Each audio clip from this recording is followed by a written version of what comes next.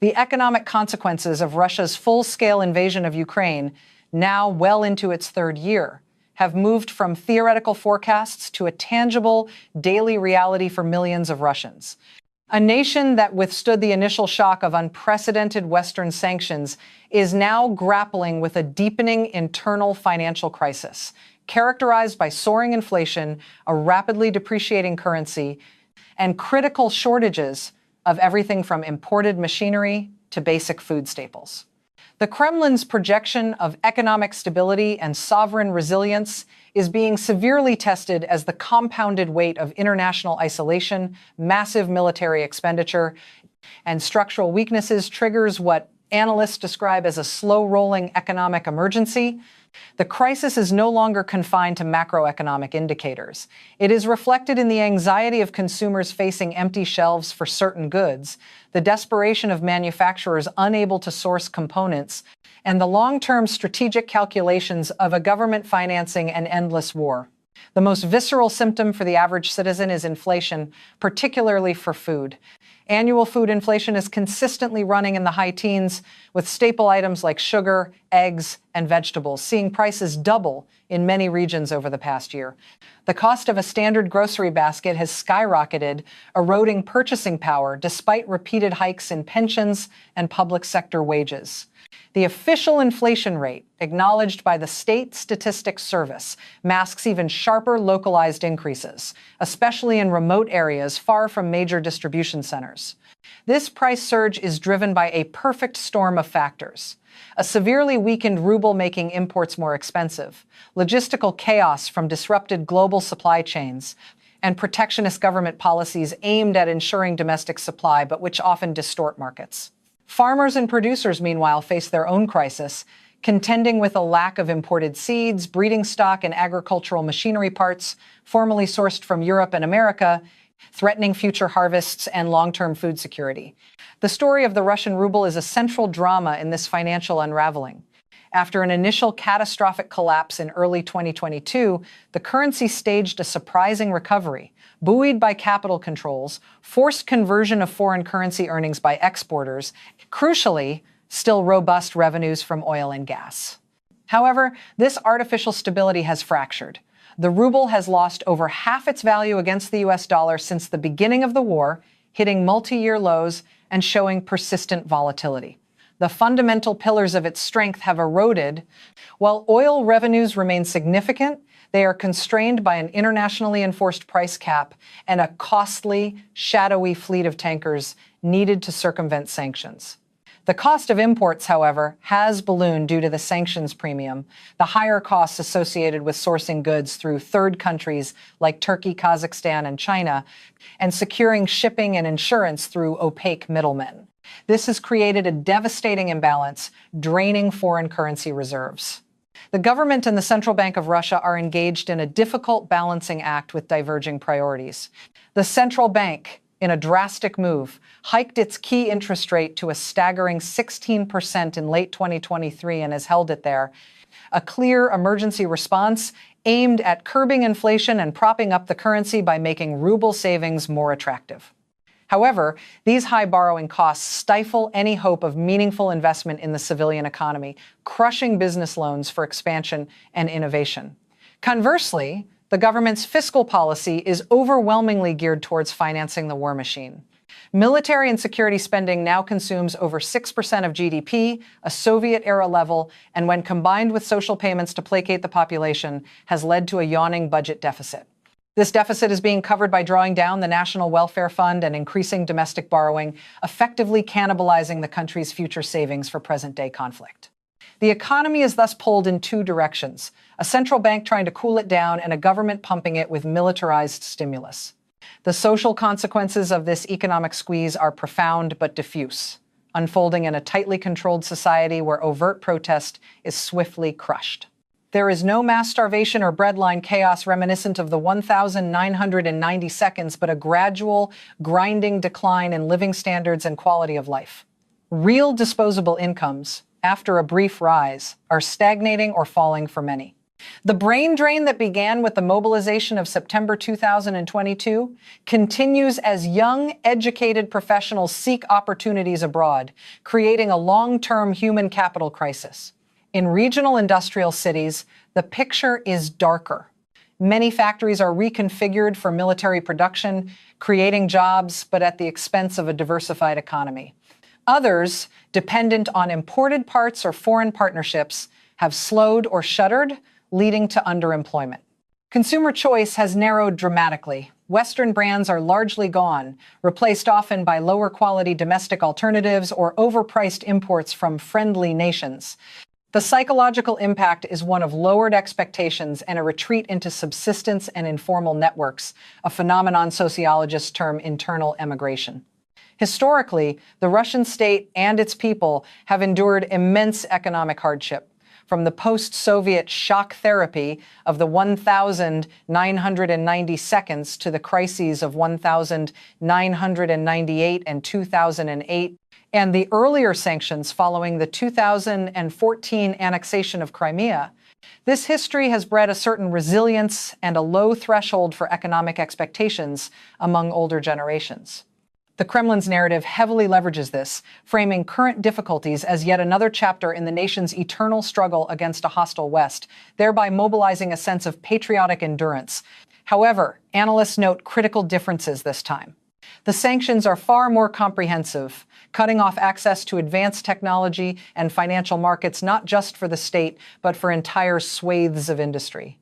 The economy is also now cut off from the very sources of modernization and growth, Western investment, technology, and expertise that helped it recover from previous downturns. The war itself is an active, all-consuming drain, unlike the frozen conflict that followed 2014. The previous model of a resource-exporting economy integrated into global markets, albeit contentiously, is irreparably broken, and no new stable model has yet emerged. Internationally, the Russian economy's performance is a key front in the wider geopolitical confrontation. Western nations, particularly the United States and the European Union, are closely monitoring the effectiveness of their sanctions regime, seeking signs of critical strain that could alter the Kremlin's strategic calculus. The gradual erosion of Russia's financial buffers and its forced pivot to a war economy is seen as a strategic success, albeit a slow-moving one. However, Russia's deepening economic ties with China, India, Iran, and other neutral or friendly states demonstrate the limitations of isolation. Trade with China has hit record levels, and the yuan has largely replaced the dollar and euro in Russia's international transactions. Yet, this relationship is asymmetrical. China is a dominant buyer of Russian energy at a discount and a seller of goods ranging from cars to machine tools, but it does not provide the high-tech semiconductors or precision manufacturing equipment that Russia's defense and aerospace sectors desperately need. This has sparked a new era of creative adaptation, with reports of Russian entities engaging in complex sanctions evasion networks, using entities from Central Asia to the UAE to source restricted dual-use items, a costly and inefficient process that acts as a constant tax on the economy. The Global South, meanwhile, watches with mixed interest. Some see opportunity for cheap energy and diplomatic leverage, while others witness a cautionary tale of the costs of superpower confrontation. The enduring flow of oil revenue, despite the price cap, remains the critical lifeline, and the international community's ability to further constrict that flow is a subject of intense debate and ongoing enforcement efforts. The economic battlefield is dynamic, with each new sanctions package met with new Russian countermeasures and adaptations. The internal adaptations, while forestalling immediate collapse, are reshaping the Russian economy in profound and likely permanent ways. A state-driven military Keynesianism has become the dominant economic model. With defense and security spending exceeding 6% of GDP and accounting for over a third of the entire federal budget, resources are being forcibly redirected on a scale not seen since the Cold War. Entire factories that once produced civilian goods are now repurposed to manufacture everything from artillery shells to uniforms. While this has kept unemployment artificially low and stabilized some industrial towns, it represents a dramatic hollowing out of the nation's productive capacity for anything not related to the war effort. The government is attempting to stimulate substitute production for critical imports through massive subsidies and state orders, but the results are mixed. The loss of access to Western technology is a critical bottleneck. Producing a car without advanced microcontrollers or manufacturing precision tools without reliable foreign-made components results in inferior goods, lower productivity, and higher long-term costs. The economy is not just sanctioned, it is being systematically downgraded to a less complex, more primitive state. This reality is forging a new, fragile social contract between the Kremlin and the population. In the absence of ideological fervor or widespread genuine support for the war, the state's legitimacy is increasingly underpinned by a promise of material stability. The authorities are engaging in a high-wire act, raising pensions and public sector wages to offset inflation, offering signing bonuses for military recruits, and pouring funds into subsidized mortgages and social programs in regions deemed loyal. This financial ANFU is funded by the very deficits that are fueling inflation, creating a vicious cycle. The unspoken bargain is clear: political quiescence in exchange for economic survival. Dissent is criminalized under harsh new laws, while the state media tirelessly amplifies narratives of external siege and historic mission. However, sociologists point to a growing phenomenon of atomization and apathy, a focus on personal economic survival that serves as a form of depoliticization, which the state tacitly accepts as preferable to open dissent. The risk for the Kremlin is that this bargain hinges on its ability to maintain the flow of payments.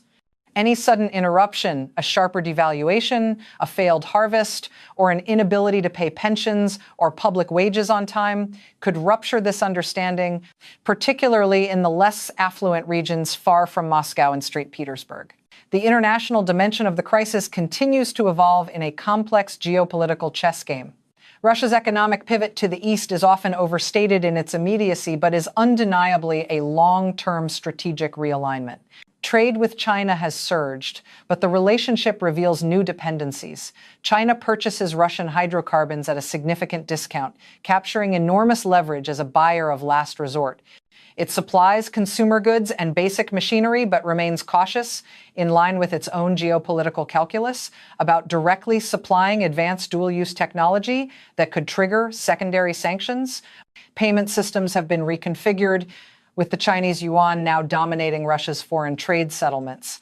While this insulates Russia from immediate Western financial blockades, it also surrenders monetary sovereignty to Beijing and exposes the economy to new vulnerabilities tied to China's own financial system and political priorities.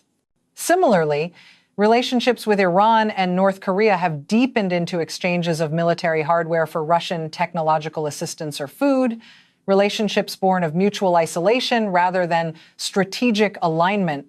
The collective West, meanwhile, faces its own challenges in maintaining a unified front. Sanctions enforcement is a constant battle against evasion networks spanning the Caucasus, Central Asia, and the Middle East. The debate continues between advocates for even stricter measures, particularly targeting the shadow fleet moving Russian oil, and the financial institutions in third countries facilitating trade, and those concerned about global economic spillovers and the political resilience of the coalition. Expert analysis converges on the view that Russia has entered a period of sustained economic stagnation with a significantly lowered growth ceiling. The pre-war model of growth driven by energy exports and consumer demand is obsolete. What has replaced it is a mobilized, state capitalist system optimized for military production and import substitution, but inherently inefficient and cut off from the streams of innovation. The human capital flight, the exodus of hundreds of thousands of young, educated professionals, inflicts a demographic and intellectual wound that will impair the economy for a generation. Inflation is now structural, baked into the system by labor shortages in key sectors, logistical frictions, and the government's deficit spending. The central bank's high interest rates may temper the worst of it, but cannot eliminate the root causes. Living standards are expected to continue a gradual, decade-long decline, reverting to levels not seen since the early 2000s for a large portion of the population. The critical unknown is the price of oil. It remains the ultimate financial buffer. A sustained period of high global oil prices, despite the cap, could replenish state coffers and prolong the current equilibrium. A sharp drop could precipitate a much faster crisis. What happens next is therefore intrinsically tied to the trajectory of the war itself. The Russian state has demonstrated a high tolerance for economic pain and a formidable capacity for political control in the short to medium term. There is no indication that the current economic distress alone will force a change in strategic direction from the Kremlin. Indeed, the war is now the central organizing principle of the entire political and economic system. The more likely scenario is a continued managed decline, where periodic currency crises and inflationary spikes are met with ad hoc controls, subsidy adjustments, and further mobilization of remaining national assets. The government will likely continue to prioritize military production and social stability payments, allowing broader civilian infrastructure and the non-military industrial base to slowly deteriorate. The world is thus witnessing not an imminent economic collapse, but the methodical transformation of a major economy into a garrison state, poorer, more isolated, less technologically advanced, and permanently on a war footing.